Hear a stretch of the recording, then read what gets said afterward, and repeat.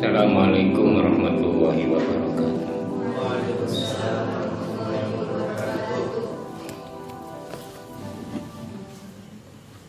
Bismillahirrahmanirrahim. Alhamdulillahirabbil alamin. Wassalatuhu wassalamuhu ala sayyidina Muhammadin asyrafil mursalin wa khatamin nabiyyin wa ala alihi thayyibin wa ashabihi thahirin ajma'in, amma ba'du. Qala al-musannifu rahimahullah wa nafa'ana bihi wa bi ulumihi fid dharain. Amin.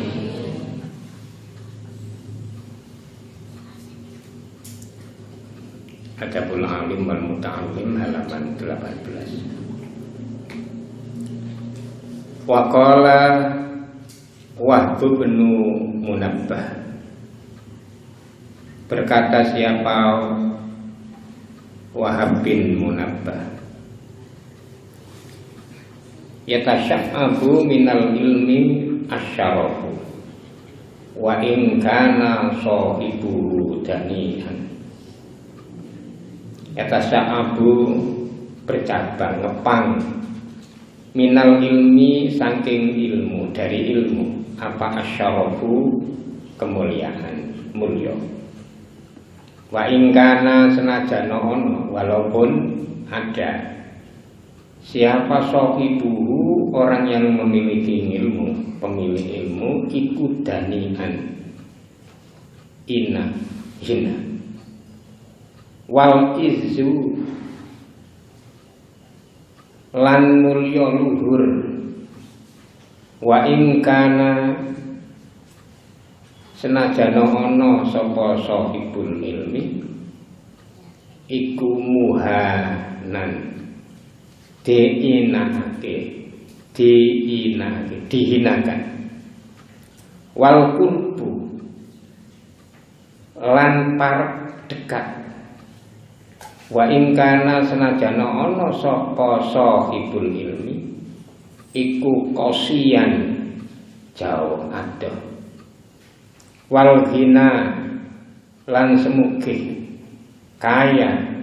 Wa ingkana senajana ana sapa sahibul ilmi iku fakiron, fakir.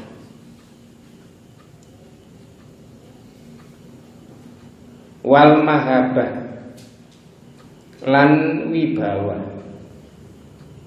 Wa in kana senajana ana sapa sahibul ilmi iku wadi'an, asal rendah. Wa ansadalan nglagokake, menyanyikan syair siapa Wahab fi maknahu, ing dalem makna qauluh. Al ilmu balagha qauman darwata syarafi wa sahibul ilmi mahfudun minat talafi. Ya sahibal ilmi mahlan ladu dan nisuhu bil mubiqati famanil ilmi min khalafi. Al ilmu yarfa'u baitan la imadalahu wal jahlu yahdimu baital izzi wasyarafi. Ini syairnya. Al ilmu balagha qauman darwata syarafi. Saya terjemah ini bebas saja. Ilmu itu bisa menyampaikan, mengantarkan kaum pada puncak kemuliaan, darwata syarafi, ing puncake kemuliaan. Wa sahibul ilmi mahfudun minat talafi. Pemilik ilmu itu dijaga dari kerusakan. Ya sahibal ilmi, wahai pemilik ilmu, mahlan, pelan-pelanlah engkau. La tudannisuhu, jangan ngotori engkau pada ilmu, bilmu bikoti, dengan beberapa hal yang merusak. Fama lil ilmi min khalaq, fama lil ilmi maka tiadalah itu bagi ilmu min khalaq, ganti, tidak ada ganti bagi ilmu. Al ilmu, ilmu itu yarfa'u, ngangkat, baitan, rumah la imadalahu, yang tidak punya tiang. Wal jahlu, sedangkan kebodohan itu yahdimu baital izzi, merubuhkan rumah keluhuran, wasyarafi, dan kemuliaan. Rumah yang bagus, mulia, bisa runtuh karena kebodohan.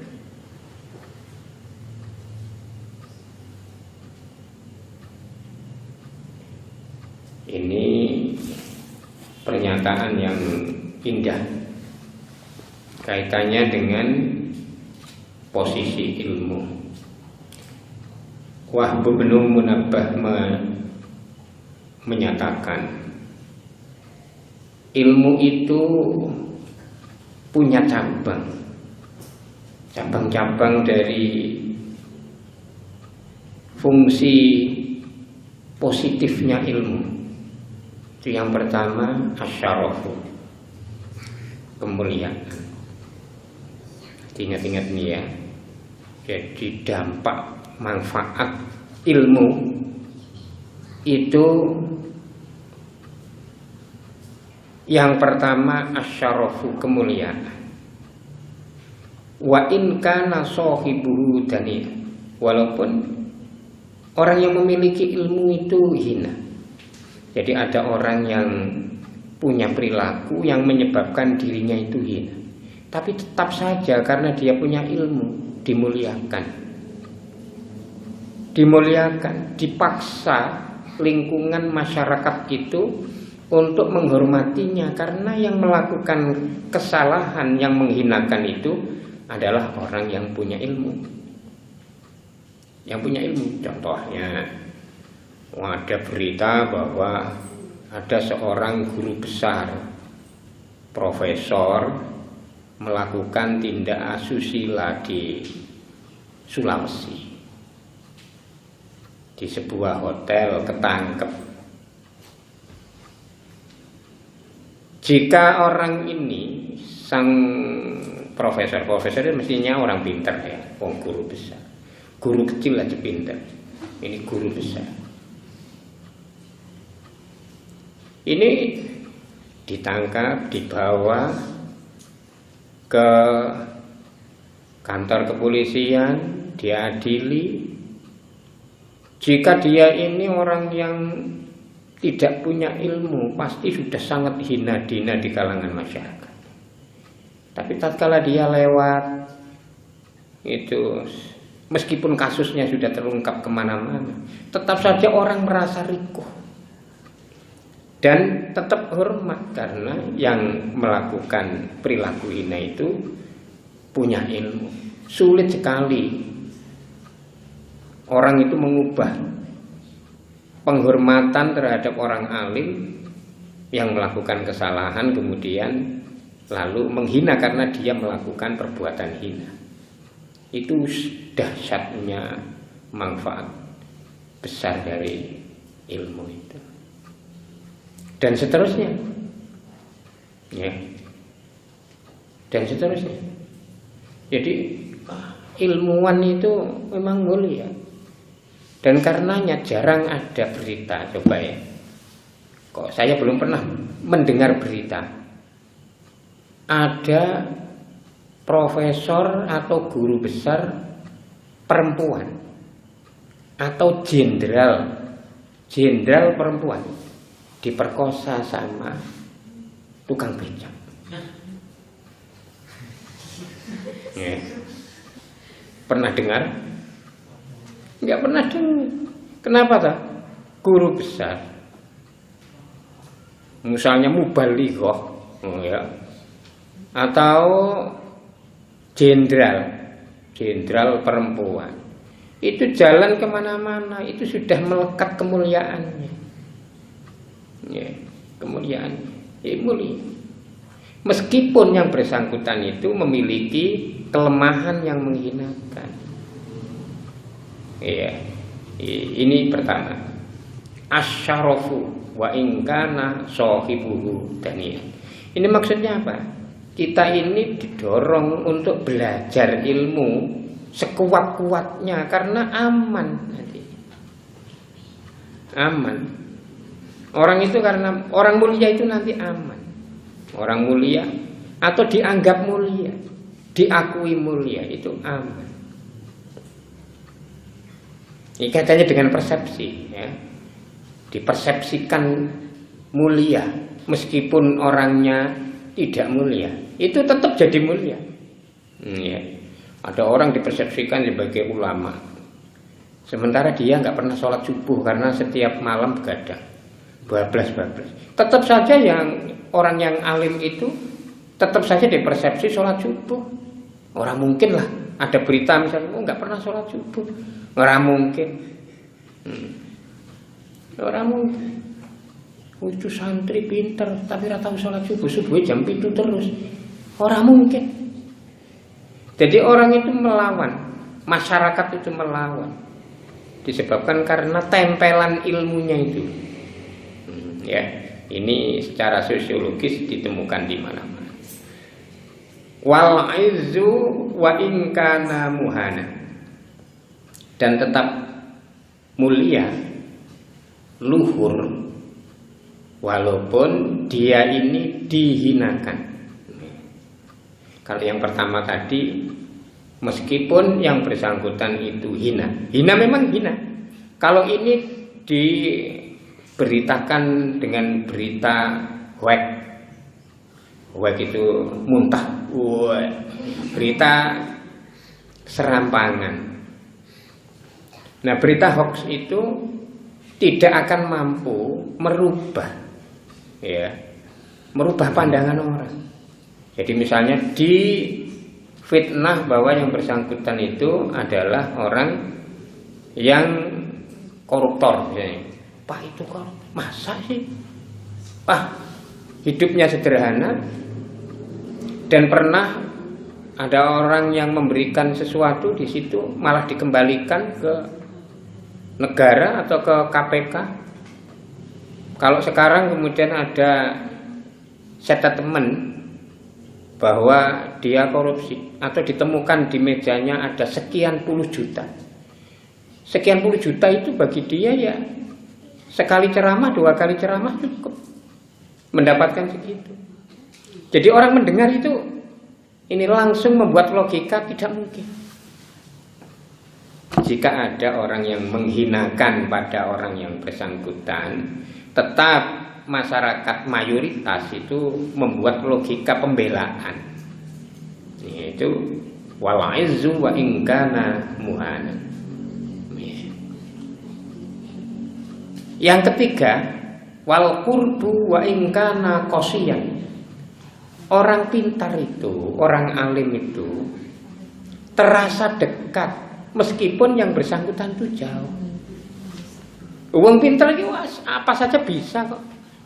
Ya, selain menggunakan ilmu teknologi canggih ya, sains dan teknologi yang mampu melipat bumi, ilmu lipat bumi. Caranya apa? Telekonferensi. Loh, itu mesti uang pintar. Diundang untuk seminar. Apa jenenge webinar.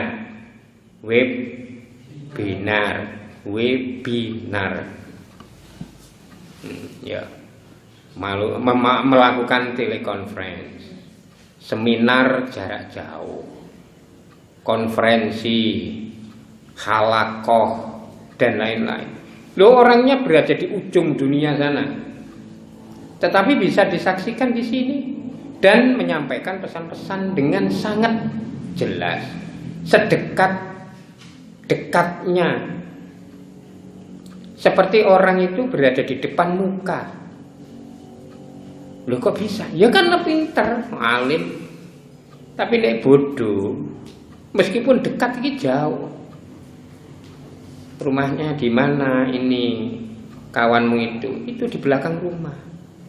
Loh, lah berapa kali ini setiap minggu ketemu? Gak pernah ketemu. Sini sudah 2 tahun juga gak ketemu. Loh kemana saja?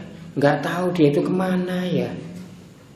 Jadi posisinya itu nggak banyak diketahui orang, karena orang juga nggak perlu tahu untuk apa, malah ngerepoti ngerti itu. Tapi kalau orang alim, saat ini kita pundi posisinya, ditelepon, di ini Pak Kiai tempundi niki ten dalem napa?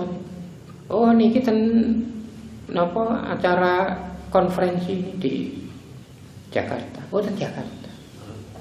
Oh niki nembe ten niku napa Manado. Oh ten Manado.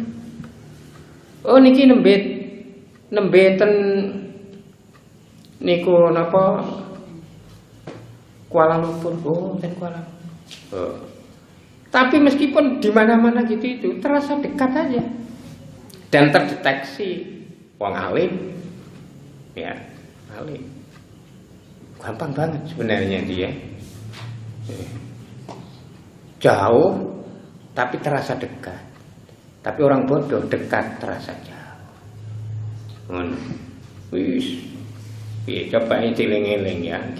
Teori sederhana yang mudah untuk dipahami bagi kita semua ini. Jadi yang pertama tadi asyarafu wa in kana sahibuhu daniyan. Dieling-eling. Wal izzu wa in kana muhanan. Wal qurbu wa in kana qasiyan. Nah, yang keempat, wal ghina wa in kana fakiran. Orang alim itu, ya, orang yang punya ilmu itu akan terasa kaya meskipun hakikatnya atau kenyataannya dia ini fakir. Orang duwe apa-apa tapi senang dindi. Ya, dieling-eling iki. Aku mbiyen iki ya tak critane nang mlakukan desa. Ora usah cerita dan ya wis do ngerti ya nek wong desa ya. Nih, di Lamongan itu dilewati pesawat dari arah Surabaya ke Jakarta, Jakarta Surabaya. Termasuk Surabaya Semarang. Jadi sering sekali ini. Tidak tinggi. Ya, di atas rumah itu kalau ada jet itu juga kelihatan kebulnya itu ya, asapnya itu. Kalau ada pesawat lewat itu diundang motor mabur jalur duit. Kok ngerti desa kabeh wong santri wong kumpulan wong desa ya, motor mabur jalur duit. Bengok-bengok sak kuat-kuate. Cah cilik-cilik. Sing tuwa-tuwa ya padha metu. Ya, dipentelengi. Waktu itu saya mikir, apa ya mungkin saya bisa naik pesawat itu. Kayaknya ra mungkin wis ngene iki bae. Wong desa, kesa-kesa wong nek ana mobil tahun 70-an itu ya. Kalau ada waktu ada sumber bata di Desa Pringgoboyo, samping desa. Itu ada mobil datang dari Surabaya, dari Jakarta, ingin melihat sumber bata. Itu kita ini ada mobil lewat, motor lewat, itu diambu. Kebule ini ya, asapnya itu. Dikejar. Cah cilik-cilik ini pada tahun 70-an itu ini. Senenge pol. Didemek-demek mobil. Apa? Ini kok bisa melaju ya? Insyaallah bisa melaju. Tidak mengira, tapi ternyata Allah mengabulkan bisa naik pesawat. Dan seingat saya itu naik pesawat belum pernah bayar dewe, bayar dewe. Jadi selalu saja ada yang bayar. waktu haji mau bayar sendiri saja, ternyata mau berangkat ada yang bayari. Loh, piye iki? Mau ngelunasi untuk pembiayaan haji itu, ada yang ini nelpon. Ajeng pelunasan nggih. Nggih. Jenengan teng kantornya dia. Ya, saya sama Umi kemudian ke kantor. Terus diberi cek. Ini untuk melunasi nanti niku napa biaya haji. Insyaallah alhamdulillah. Baru kali itu saya juga mencairkan cek. Dan baru kali itu mengerti lembaran cek. Cek itu sejak dulu sudah pernah dengar. Tapi ternyata nah itu ya. Wa in kana fakir. Walaupun tidak punya uang tapi bisa pergi kemana-mana.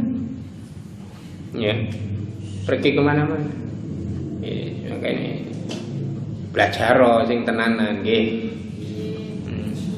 Wal mahabbah